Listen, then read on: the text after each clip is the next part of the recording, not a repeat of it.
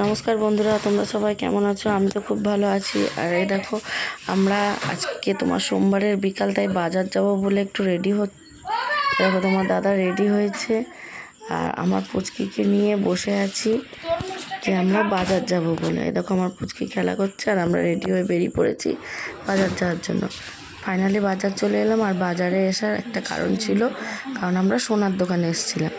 সোনার দোকানে আসা মানে তো মনটা একটু এদিক ওদিক দেখতে ইচ্ছা করেই, সবাই জানো ঠিক। আর আমার গলার অবস্থা একদম খারাপ। আর এই দেখো ফাইনালি এদিক ওদিক না দেখে আমি সোজা চলে এলাম গন্তব্যে, কারণ কি আমার পুচকির জন্য একটা চুড়ি নেওয়ার ছিল। আর সেই চুড়িটা আমি কনফিউজ হয়ে গেছিলাম এত দেখে। ফাইনালি একটা পছন্দ করে নিলাম, যে দাদাটা দাম করছিল। আর তোমাদেরকেও দেখালাম যে আমি কোনটা নিয়েছি। এই দেখো এই চুড়িটা আমি নিয়েছি, তাও জিজ্ঞেস করছিলাম হাতে হবে কি না। তো তারপর বললো হ্যাঁ হবে। তারপর নেওয়া হয়েও গেল। নেওয়া হয়ে এই দেখো এখন আমি কথা বলছি, দিয়ে আমি এবার বেরিয়েও গেলাম। তাড়াতাড়ি ছিল কারণ অনেকগুলো কাজ করতে হতো। আবার এ দেখো আমি বেরিয়ে সোজা আমরা দোকানটা দেখিয়ে এ দেখো রাস্তা থেকে বেরিয়ে পড়লাম, কারণ কি মানকড় যাওয়ার উদ্দেশ্যে। আর বলতে বলতে দেখো আমরা মানকড় চলেও এসেছিলাম। মানকড়ে এসে আমার কিছু দরকারি কাজ ছিল, সেটা হচ্ছে 1 নম্বর টাকা তুলতে হবে, কারণ আমাদের বুধবুধে টাকা এটিএমে ছিল না, তাই আমাকে মানকড় আসতে হয়েছিল। আর মানকড়ে ফাইনালি আমরা এই দেখো এটিএমের সামনে পৌঁছেও গেলাম। আর এটিএমের সামনে পৌঁছে তখন দেখছি 1-2 জন বলাবলি করছে এটিএমে ক্যাশ নেই। তো আমি আবার ফাইনালি ঢুকেই দেখলাম যে দেখি হয় নাকি। তো তারপরে দেখলাম যে না, ওখানেও ক্যাশ নেই। তখন আমরা বাধ্যতামূলক চলে আসতে হলো আমাদেরকে। ঘুরে আমরা এই দেখো আবার চলে এলাম। আর আমরা আসার পরে দেখো আমাদের মানকড় মানকড় ক্যাম্পের মোড়টা একটু তোমাদেরকে দেখালাম। আর এই দেখো ক্যাম্পের মোড় পেরোতেই আমরা একটা মা শীতলার মন্দির দেখতে পেলাম। আর তারপরেই আমাদের বিডিও অফিসটা একটু ক্লিপ নিলাম। এই দেখো আমাদের শ্মশান, আর শ্মশানটার মন্দিরটা একটু তোমাদেরকে দূর থেকেই দেখাচ্ছিলাম, কারণ আমার খুব তাড়াতাড়ি ছিল। তারপরে আমরা আবার চলে এলাম সুরুচিতে, কারণ খিদেও পেয়েছিল, কিছু খাবার নিতে হবে। তাই সুরুচিতে এসে বিরিয়ানি নিলাম। নিয়ে দেখি আমার ছেলেরা এসেও খেলা করছে রাত্রেবেলা। তারপরে ফাইনালি আমরা বিরিয়ানি নিয়ে চলেও এলাম। আর এসে তখন বিলটা দেখছি 170 টাকা নিয়েছে। তোমার দাদাকে আমি দেখাচ্ছিলাম, কারণ তোমাদের দাদা বলছিল যে দেখো তো কত নিল। তারপর আমি রীতিমতো বিরিয়ানিটা এনে ঢেলে দেখছিলাম কোয়ালিটি কেমন। দেখছি খুব একটা আমার এমনি সুরুচির বিরিয়ানি ভালো লাগে না। তারপর আমার ছেলে, মেয়ে আর আমার একটা ছোট্ট ভাইপো আছে, ওরা 3জন খাচ্ছিল। তখন আমি বললাম যে একটু দেখা বিরিয়ানিটা কেমন দিয়েছে, তোরা তো বলিস। তার থেকে না আমার ঘরের বিরিয়ানি খেতে খুব ভালো লাগে, আর আমি বানাতে পারি, তো ওই জন্য আমার কেনাটা একদম পছন্দ হয় না। আর ওরা বলাবলি করছিল যে মা খুব একটা ভালো নয়, কিন্তু কী করব, খেতে তো হবেই। তারপর ওরা খাচ্ছিল, তা করতে করতে আমি আবার চলে এলাম রাতে রান্না বসাতে। দেখো ভাত বসিয়ে দিয়েছিলাম, সোয়াবিন ভিজিয়ে রেখেছিলাম। আর আমার খুব চায়ের নেশা চেপেছিল, তাই একটু চা করে নিচ্ছিলাম। দেখো চাটা দেখালাম। তারপর পটল আলুও কেটে নিয়েছিলাম, যেহেতু সয়াবিন আলুর সাথে রান্না করব। আর দেখো রীতিমতো কড়াইতে তেল দিয়ে সয়াবিনগুলো তাড়াতাড়ি করে জল ঝরিয়ে পটলগুলো ভাজতে দিয়ে দিচ্ছিলাম, কারণ অনেকটাও রাত হয়ে যাচ্ছিলো, তাড়াতাড়ি না করলে হতো না। পটলগুলো ভেজে ভাজতে দিয়ে দেখো আমি আবার এদিকে সয়াবিনগুলোর জলগুলো নিভিয়ে নিচ্ছিলাম। তারপরে সব মশলাও করতে হবে, সেটারও একটা তাড়াতাড়ি ভাতটাও হয়ে গেছে।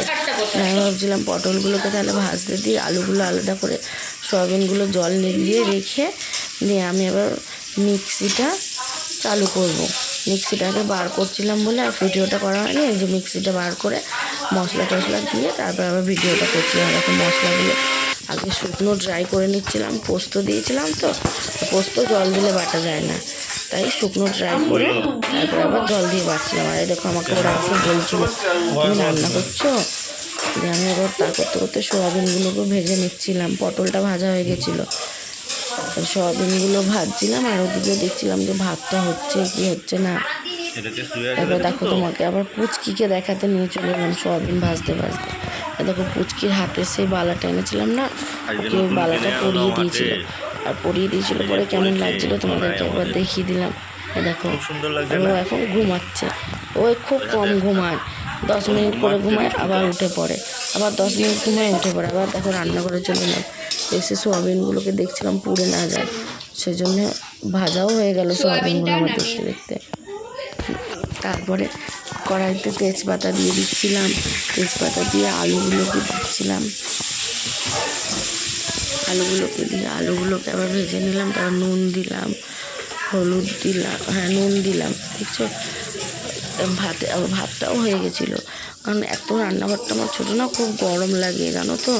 এবারে দেখো আলুগুলোকে লাল লাল করে ভাজছিলাম। এবার আমি ভাতটা মার গালছিলাম বলে তোমার দাদা একটু হেল্প করছিল। তারপর তো তোমার ছেলেও চলে এলো, আমার ছেলেও একটু নাড়ানাড়ি করে দিল যে মা আমি একটু ভাজা করে দিই। আমি বলছি না, তোমার গরম তেল ছিটকে যাবে, সরে যাও। আমি আবার আলুতে হলুদ গুঁড়ো, লঙ্কার গুঁড়ো সব একটা একটা করে দিচ্ছিলাম, আর এই যে মশলাটা বেটে রেখেছিলাম সেটাও দিচ্ছিলাম। বললাম হ্যাঁ মশলাটা দেখো, দেখো মশলাটা। এরপর একটু জল দিচ্ছিলাম, যেহেতু পোস্ততে জলটা একটু টানতে সময় লাগবে। তারপর টানলো, সোয়াবিন তোমার পটলগুলো ভাজা যেগুলো রেখেছিলাম সেগুলো দিয়ে একবারে কষিয়ে নিলাম। কষিয়ে একটু তো ভাজা ভাজা হতে হবে, নাহলে গন্ধ ছাড়বে কাঁচা মশলা। ভাজতে দিয়ে দেখছি একটু তেল লাগবে, তেল দিয়ে দিলাম। তারপরে আস্তে আস্তে ফাইনালি জল ঢেলে দিলাম, কারণ জল দিয়ে এরপর তো পটলগুলোকে সিদ্ধ করতে হবে। এই জন্য ফাইনালি জলটা ঢেলেই দিলাম। এবার আলু পটলের তরকারিটা হয়েও গেল।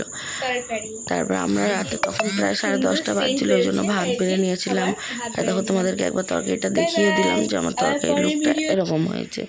এবার আমার মেয়ে রাত্রেবেলায় বলছিল মা তাহলে তুমি ভাত টাত বাড়ো, আমি গোপালটাকে শুইয়ে দিই। আমি বলছিলাম হ্যাঁ তুমি তাহলে গোপালটা দেখো, আমার ছোট্ট গপু, ও আমার খুব প্রিয় একটা মানুষ, যাকে ছাড়া আমি একটা মুহূর্ত চলতে পারি না। ও আমার খুব প্রিয়, খুব প্রিয়। মানে আমার ছেলে মেয়ে, আর একদিকে আমার গপু, একদিকে আমার ভাইজি, এই 4টে মানুষ আমার কাছে সব থেকে বেশি কাছের। কারণ ওদেরকে ছাড়া আমি কোথাও থাকতেও পারি না, কোথাও যেতেও পারি না। আর যেখানেই যাই আমি ওদেরকে না নিয়ে গেলে আমার ভালো লাগে না। এই দেখো আমার মেয়ে ফাইনালি গোপালকে ঘুম পাড়িয়েও দিল। আর ওই দেখো আমার মহাদেব বাবা, যে আমাকে সব সময় দেখে, আর আমি ঢুকতে বেরোতে আমার মহাদেবের দিকে তাকিয়ে থাকে, কারণ আমার ভালো লাগে মহাদেবকে দেখতে। এই দেখো ফাইনালি এবার